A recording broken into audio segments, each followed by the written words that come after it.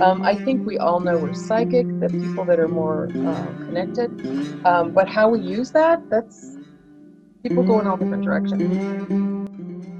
I've been psychic pretty much my whole life. But what happens is when we're young and we get into our teenage years, we kind of lose that. There's other things going on like hormones and growing up and all that stuff. So as I got older, I wasn't as aware of it. I would say up until my 30s.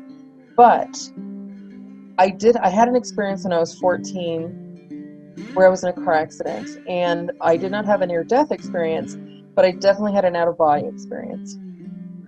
And to be honest, that was really the start of my journey. I'll never forget it. I was camping with my family, and my sister was there, and she brought a deck of tarot cards, and she wasn't into it or anything. She just thought that it would be something that I was attracted to, and it was very attractive to me.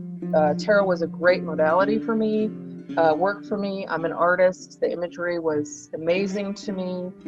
I'm very passionate about it. I enjoy helping people. So that's kind of the process of tarot for me. It's kind of like a radio station. Sometimes the messages, like turning a dial, are very fuzzy. Sometimes they come in very clear. Death is never revealed to me. I don't know if it's an agreement that I've made where it's something that I don't want to see or I don't want to impart. But I was doing a reading for a woman, and she had the sense that somebody was attached to her.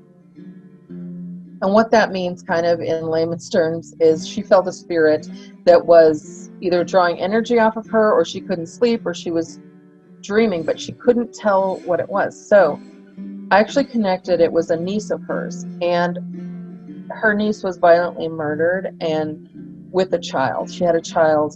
She was pregnant, and she was stabbed to death. It was horrific, and the baby died, and she died.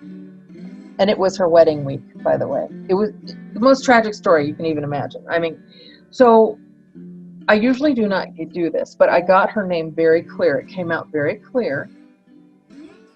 And then the energy of her actually moved through my body, which that's why it's hard to explain.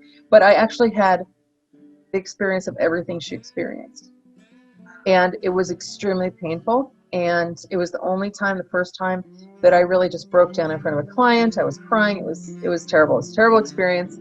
I've learned how not to let that happen again. But that was really profound. I had never had a spirit like move through me and me actually experience what they experienced. That was extremely profound. And I really avoid using the word gift because it doesn't always feel like a gift.